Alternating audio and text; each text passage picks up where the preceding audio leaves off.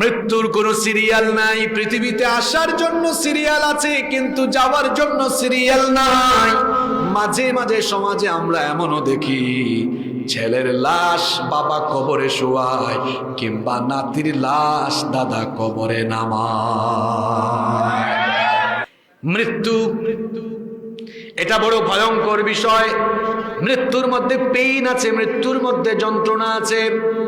এজন্য আল্লাহ বলেছেন, ওয়াজাআত সাকরাতুল মাউত বিল হাক্কি যালিকা মা কুনতা মিনহু তাহিদ। অবশ্যই তোমাদের কাছে সাকরাত আসবে, মরণের যন্ত্রণা আসবে। মৃত্যুর মধ্যে যন্ত্রণা রয়েছে।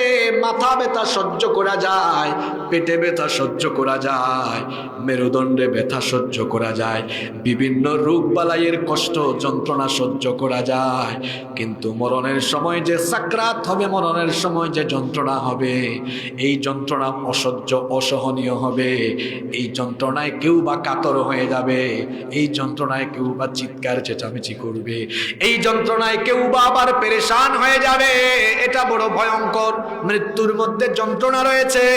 শাদ্দাদ বিন আউস রাদিয়াল্লাহু আনহু বলেছেন, কাফির মুশরিক বেঈমান নাফরমান পাপী তাপীরা মরণের সময় এমন যন্ত্রণা পায়।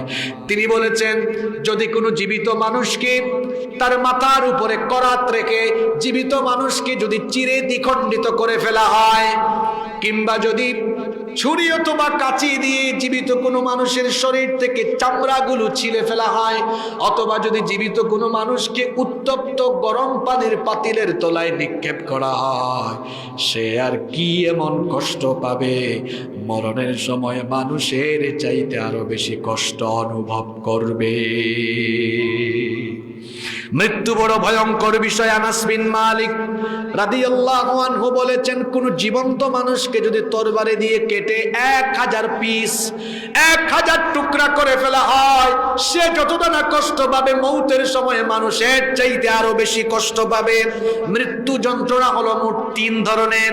আমার কথা যদি বুঝে থাকেন সবাই গলার আওয়াজ বড় করে বলে, মৃত্যু যন্ত্রণা মোট কয় ধরনের? আরো জোরে বলেন।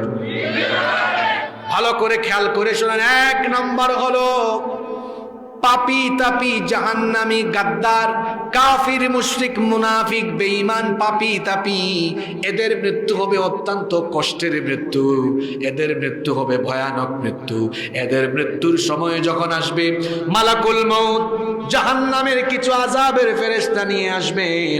জাহান্নামের সেই আযাবের ফেরেশতারা তারা জাহান্নামের দুর্গন্ধযুক্ত কাফন নিয়ে এসে ওই পাপী তাপী লোকটার চোখের সামনে বসবে। এরপরে ফায়াজি ও মালাকুল মউত, মালাকুল মউত এসে তার মাথার পাশে বসবেন। মাথার পাশে বসে তাকে বলবেন, ইয়া আইয়াতুহান নাফসুল খাবিথা উখরুজি ইলা সাখাতিম মিনাল্লাহি ওয়া গাদাব। হে অপবিত্র আত্মা, আল্লাহর সন্তুষ্টি আর আল্লাহর গজবের উদ্দেশ্যে বের হয়ে আসো। এই কথা বলে যখন মালাকুল মউত পাপী তাপী নাফরমান জাহান্নামী লোকদের রূহ কবজ করা আরম্ভ করবেন, ফাতাফাররাকা ফি জাসাদি, তার শরীরটা তখন চূর্ণ বিচূর্ণ হওয়া আরম্ভ হয়ে যাবে। এমন অবস্থা হবে, গোটা দুনিয়ার পাহাড়গুলো দিয়ে যদি ওই লোকটাকে চেপে রাখা হয়, এর চাইতেও আরো বেশি কষ্ট যেন সে তখন অনুভব করবে। আল্লাহু আকবার। মালাকুল মউত তার রূহ কবজের জন্য তার পা থেকে যখন চাপতে চাপতে চাপতে চাপতে তাকে যখন কষ্ট দেওয়া আরম্ভ করবেন, এমন অবস্থা হবে কেউ কেউ তার চোখগুলোকে বড় করে তাকাতে থাকে ভয়ের কারণে। কারো কারো মুখ দিয়ে ফেনা ভরে হয়ে যাবে। কোন কোন পাপীর অবস্থা এমন হবে, কষ্ট পেতে পেতে সে কষ্ট পেতে পেতে গড়াগড়ি শুরু করবে। অবস্থা খারাপ হয়ে যাবে, ভয়াবহ হয়ে যাবে। মালাকুল মউত তার রূহ বের করার জন্য যখন চামড়ার মধ্যে চাপ মারবে, দেহ গিয়ে লোমের নিচে লুকাবে, তখন তার রূহ গিয়ে চামড়ার নিচে লুকাবে, লোমের নিচে লুকাবে। সেখানেও মালাকুল মউত চাপ মারবেন।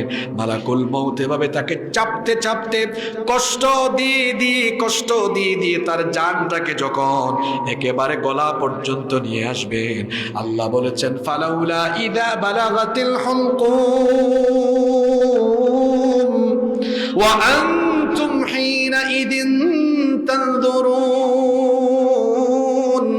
যখন প্রাণ একেবারে গলা পর্যন্ত চলে আসে তখন তোমরা অসহায়ের মতো তাকিয়ে থাকো, মনে করো ওই মৃত্যুযাত্রী লোকটার সবচাইতে কাছে তোমরা অবস্থান করো, কিন্তু না। আল্লাহ বলেছেন ওয়ানাহনু আকরাবু ইলাইহি মিনকুম ওয়ালাকিন লা তুবসিরুন, আমি তোমাদের চাইতে ওই মৃত্যু পথযাত্রী লোকটার আরো বেশি নিকটে থাকি। আল্লাহু আকবার।